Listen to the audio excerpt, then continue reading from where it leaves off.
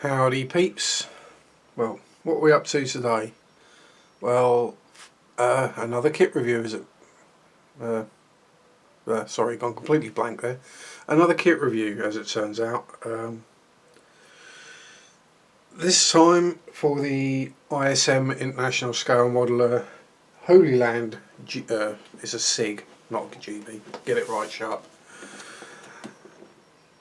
And the box won't fit in shot. But it's the Meng D9R armoured bulldozer. Let's see if we can get it on end, see if that'll fit in shot.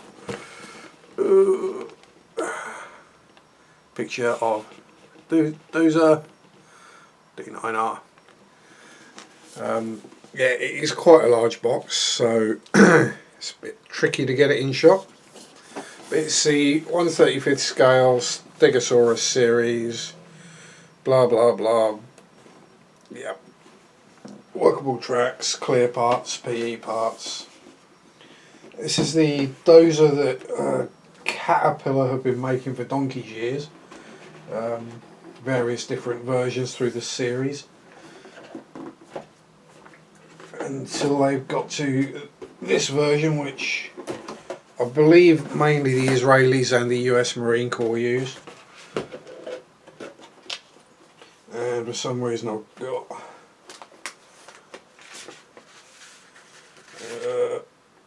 I put the wrong instruction book for another kit back in here, which is a bit silly of me.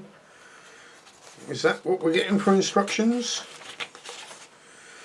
Yes, so in a change from Meng's usual style that I normally find in their kits, we have, we'll just dig a bit deeper, see if there is another one in there. No. Maybe they ran out of gloss paper or something, because normally with Meng you'd get nice shiny glossy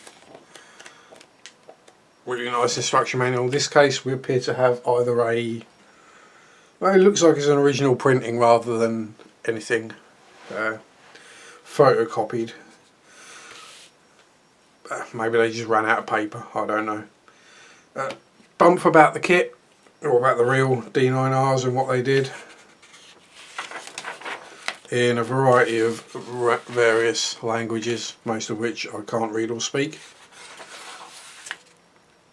Onto the general tools required, paints required, 3 marking schemes, and into the assembly, which looks exactly the same as it does in any of the other Meng manuals, just hasn't got the shiny cover.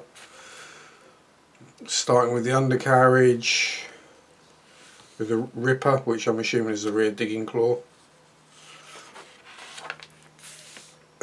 More of that, attaching that to the main, well, they say undercarriage, I'm going to call it hull, or chassis. Yeah, it's all in shot, so again, the cab looks relatively or fairly well detailed, and I think quite a bit of it might be visible through the amount of armoured glass, so we'll do a decent job of that. For some reason they're saying it's got a gunner's seat. Wasn't aware this was armed, unless that's just someone with a machine gun or a assault rifle sticking their head out the window. And on to, have I skipped a couple of pages? I have, haven't I? Cab armour assembly, cab armour, external parts, blah blah, more bits going on. Just gradually building the cab up into a full structure and then plonking that on the rest of the dozer.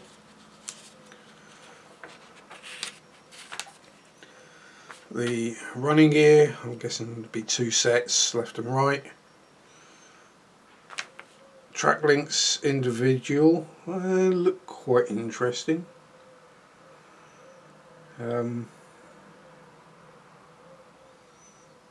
So it looks like the actual running assembly and then the track pads, as it were, go on afterwards. So that could be quite fiddly to put together.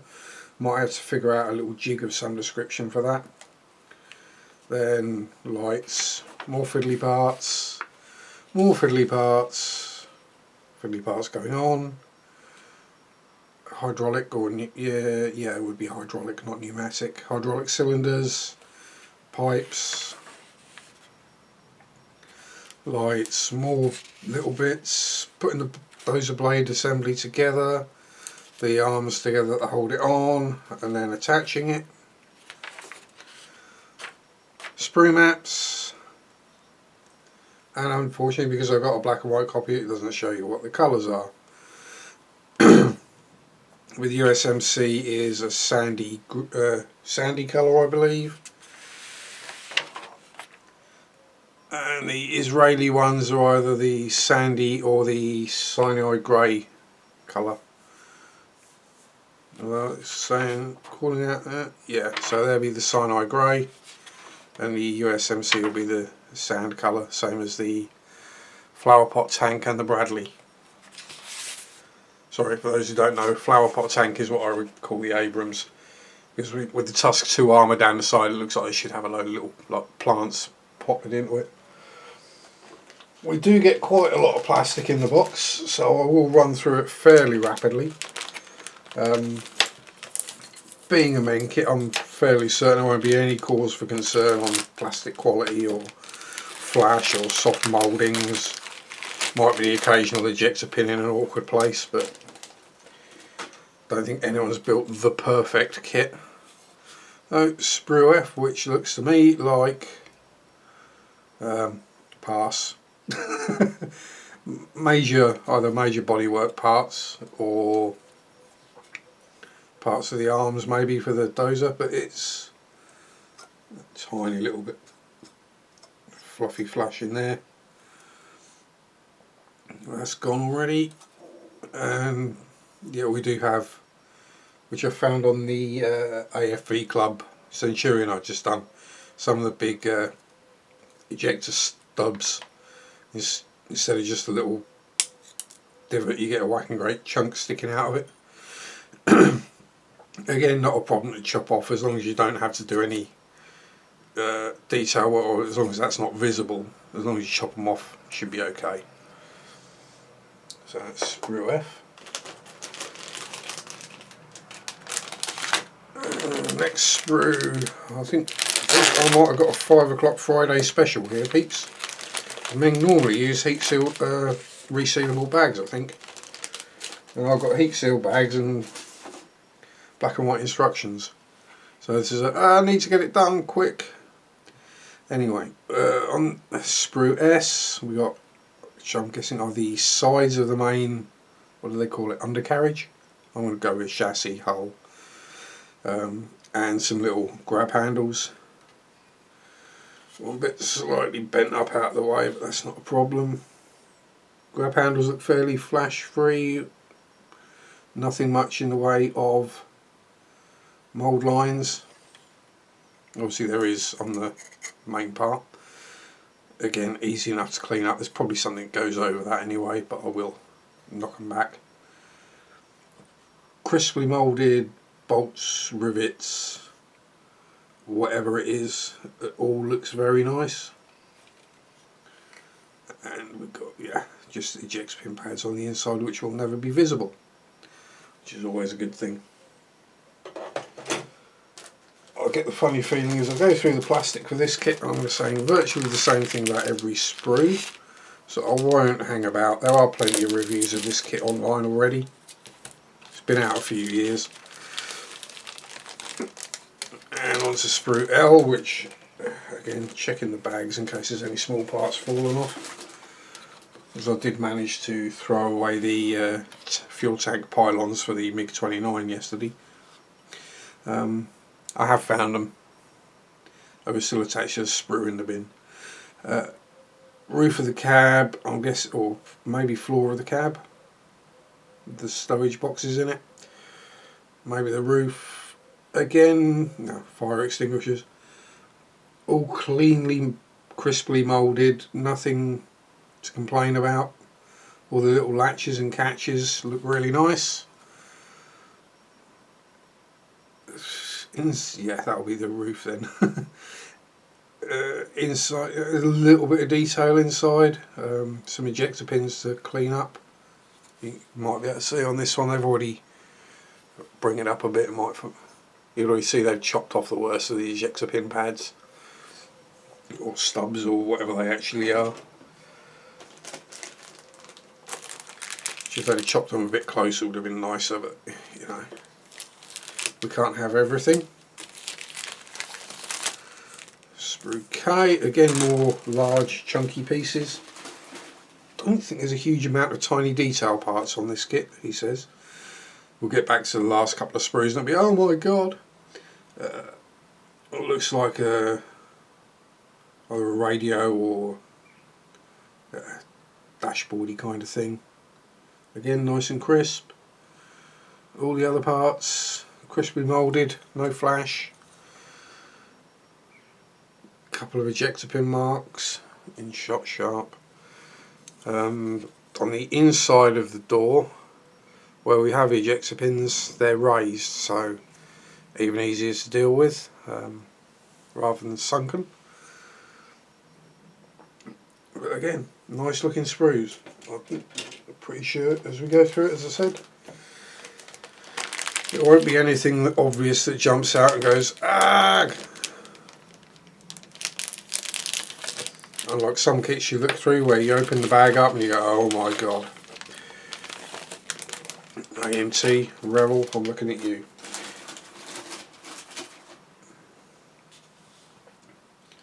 And here we have, assuming is the top of the engine compartment, and another, maybe the upper rear deck, whatever it's called, or a dozer. Idler arms, guessing hydraulic hoses, moulded as one, exhaust, all sorts of random parts, and the lower hull, which is a fairly small but quite robust solid piece of plastic. Should serve well to build the rest of the thing up. Oh, excuse me while I have a quick slurp.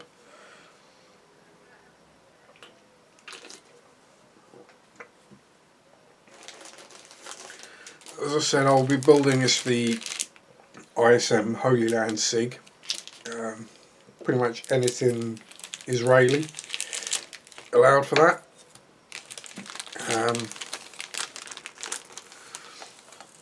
But I'll also be building along with excuse me, Mark Johnson, sprue surgeon, photomorph. We're both building the same kit, so we're kind of buddy building it at the same time. So I wanted to get the review done out of the way and up, and then I can make a start on it.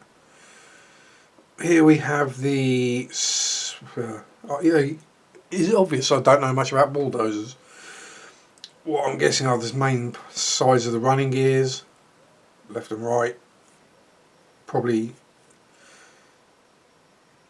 yeah, it's just the left and right assemblies, mirrored parts. No, again, no flash, seam lines are minimal. A few ejector pins to clear up maybe. A little bit of extra excuse me, a little bit of extra sanding, but nothing decent quality sander from Ultimate Modelling Products can't solve. And a couple of seconds of elbow grease.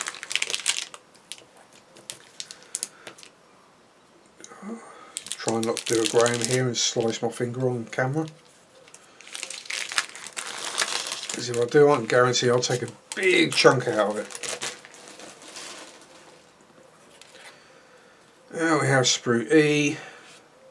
Again, all fairly sizable parts, and there are a couple of smaller parts creeping in, but compared to some of the kits I've built lately, nothing tiny. Yeah. Again, all crisp, clean, no sink marks, no flash, even on the little pieces of pipe. I don't know whether well that'll focus, or whether you can see there's barely noticeable mould lines all burring around them. So still all good, all gravy. And another sprue of large hunker machunkers.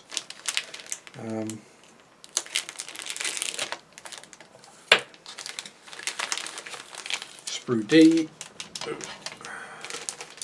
Got a funny feeling I might be throwing away lots of sprues as I build this. Oh, pardon me, burping on camera again. Sprue D being the, I'm guessing D for dozer blade.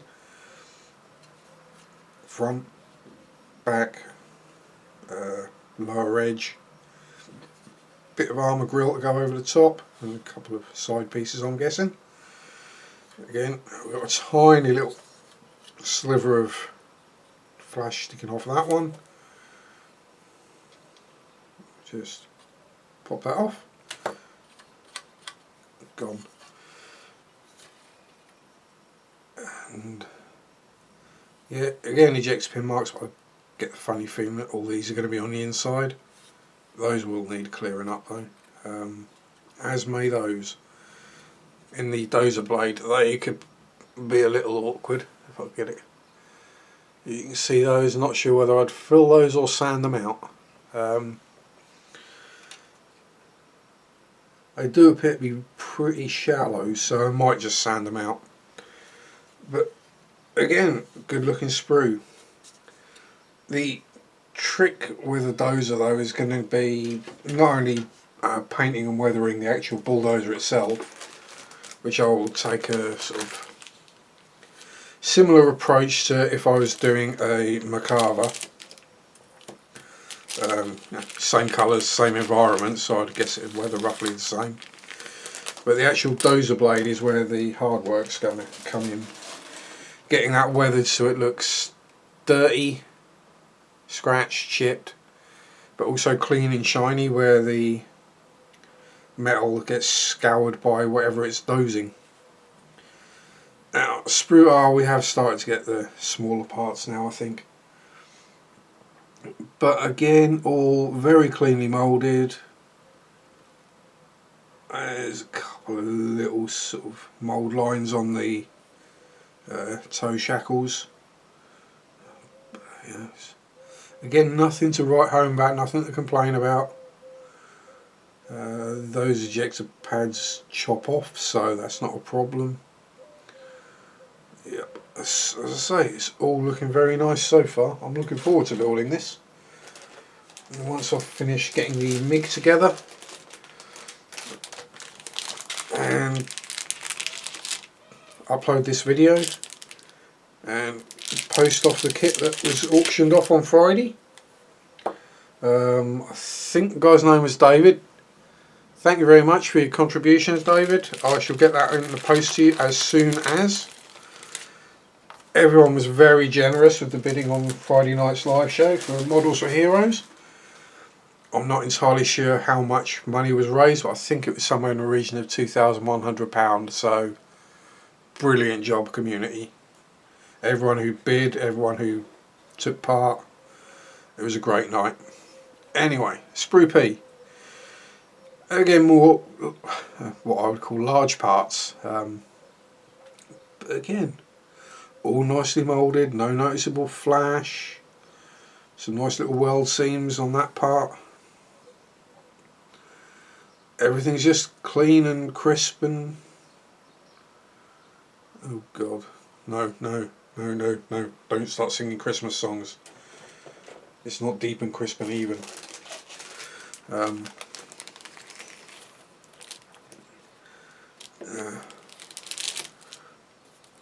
There's at least another 5.5 months left before we have to start thinking about bloody Christmas. Right. Sprue N. As you can tell, there's quite a lot of sprues to this kit, but they aren't big and there's not a huge amount of parts on them, so parts count isn't going to be too scary. Oh yeah, so on the really fine parts, like I'm guessing they're brush covers for the lights, we are starting to see a little bit of flash or wispiness, but that happens. Yeah, nah, I'll clean them up. I can't be bothered trying to make those out of wire. And I'm guessing various floor plates or whatever for the, or engine decks or something. Grilly things to let stuff fall through or come out of. Yep, all sorts of tiny little parts. I mean, MG, I think that's a standard 762. By the time we've cut that off there, I wouldn't even try to drill out that barrel. And I've got some tiny drill bits, but let's be honest, on a bulldozer, the machine gun is not like the part that's the highest priority. And again, we got some of the iffy ejector pins, but so again, easy to sort out. You know, I'd rather just go snip, sand than we find them in really arseholey, awkward places to get to, where you have to create a custom sander or try and fill them perfectly without having to sand them, and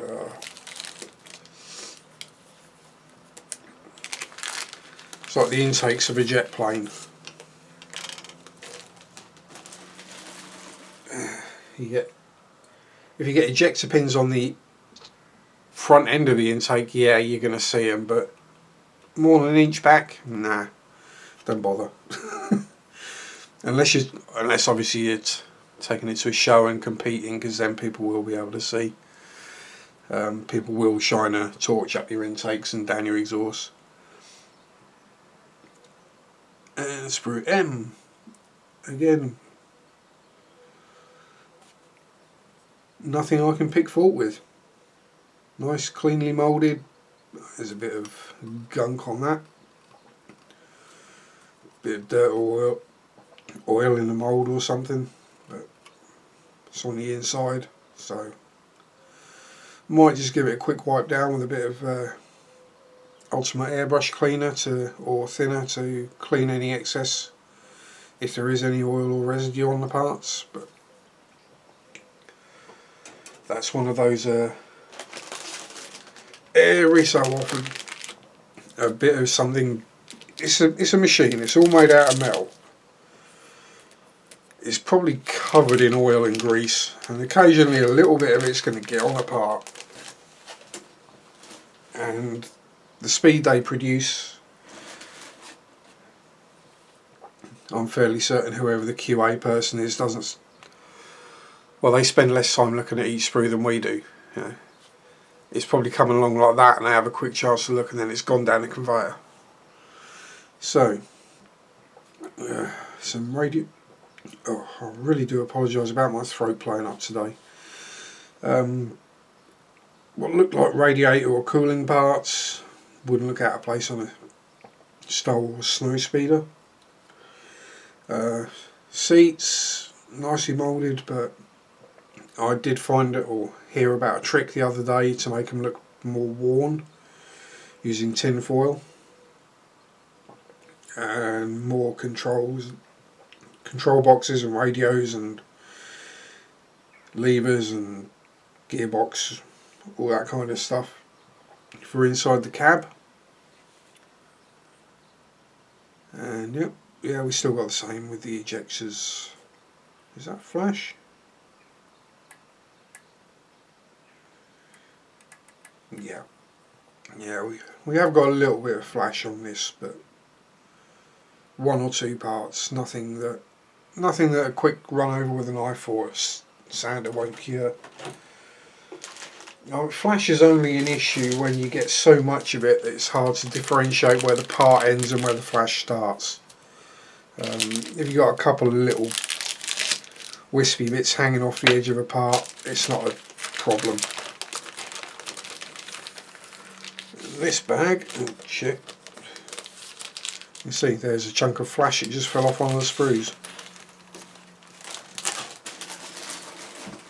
Now we have some vinyl tubing, which I'm guessing is for hydraulic cables. It looks around about the right size. I'd guess a fairly chunky hydraulic lines on an armoured bulldozer. So that'll do. Polycaps with the sprockets and idlers, and 2 sprue Bs. which look to be mainly the hydraulic parts. Now, as you can see, we do have a bit more flash, but now that's going to probably just pop off.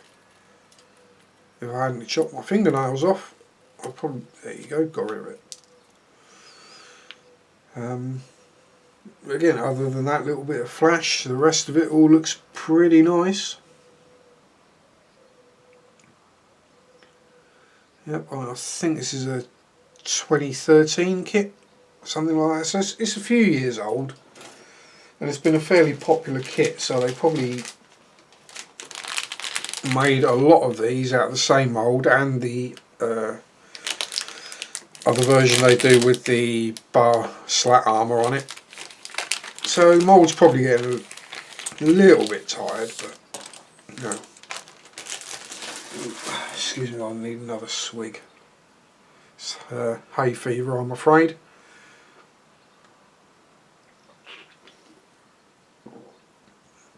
I can barely see because my eyes are so itchy. So yes, 2 sprue A's, which are your sprockets, idlers, I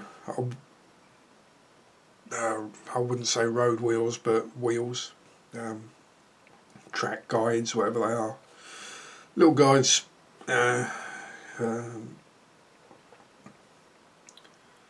jerry cans, little grab handles, bolt and rivet heads moulded onto the sprues, so they will probably need adding on somewhere. Again, another pair of nice clean sprues. Let's do these first. The tracks. Now, from seeing what they look like in the instructions, they're a bit nerve-wracking. But looking at the sheer size of the parts, I'm not too worried about them. We get 4 sprues of track parts, which consist of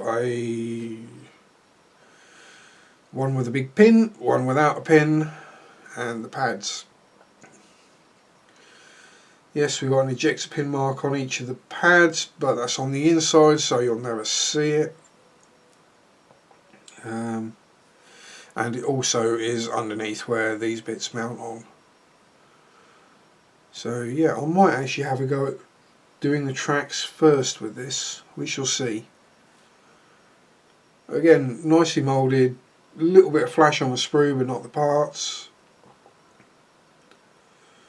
Nice small attachment points. Yeah, should do well with those. Now, something you don't normally pay much attention to in an armour kit is clear parts, generally because they're tiny. You know, vision ports and cupola vision slits and stuff like that, which you'll never see. I mean, the amount of times I forget to even mask them and it doesn't notice when you're finished. And so we've got 2 different types. We have the clear and the blue tint, both covered with I'm going to go with a shrink wrap type self-adhesive-y. I'm going to use the armoured ones, so let's open this one right up. Crystal clear, not a single flaw that I can see. Good, thick and chunky like armoured glass should be. Yeah.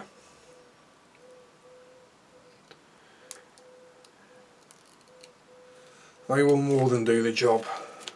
So let's have a look at the blue ones as well. So again, especially with these being that they're going to be so noticeable and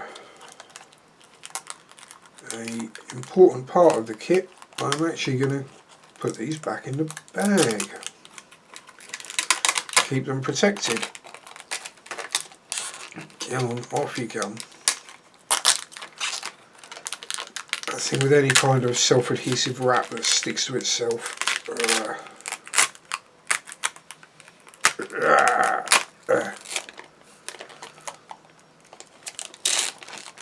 come on, off you get. You know you want to. Don't make me get the hammer.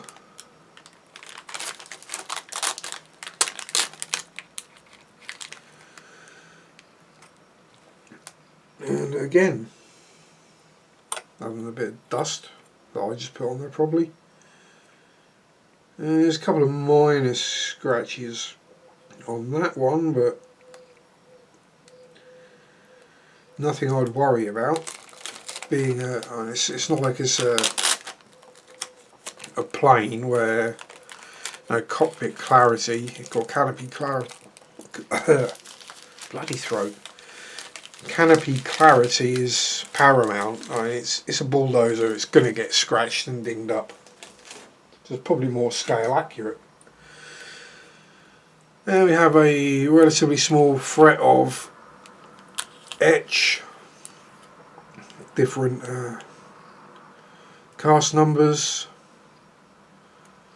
a grill, a couple of foldy uppy bits, just little stuff just to embellish it. More, I think, just to say that, yeah, we put etch in it. We can write on the box, contains photo etch.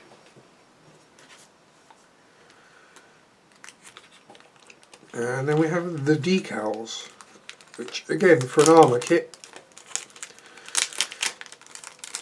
you don't normally worry about too much, because it'll be maybe a couple of red stars or Balkenkreuz, a number, and that's about it.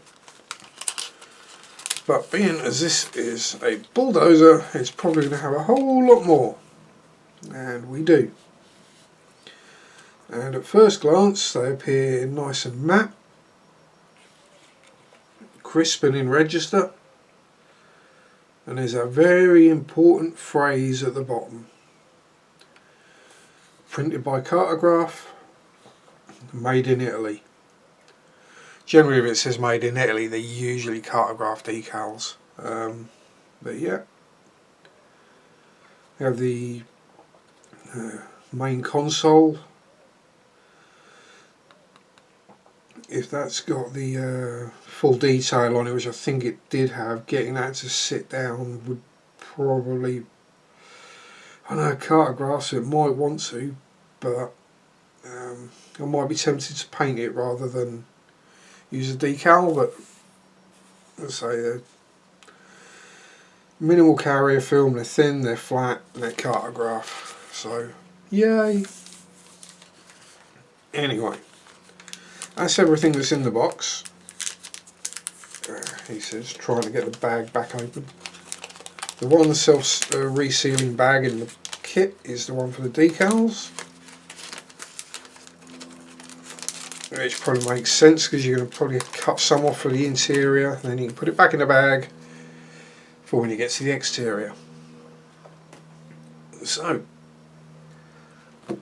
that concludes everything in the box for the Meng D9R. As you can see, it's quite a lot of plastic, but doesn't look too small, fiddly or delicate. And I look forward to building it along with Mark. Whoever's further ahead or whatever, if there's any problems, we can then help each other out. So that's been a long enough video, I reckon, half an hour, 34 minutes. And as I say, my hay fever's playing up and I'm struggling to speak at the moment, let alone see. And the fact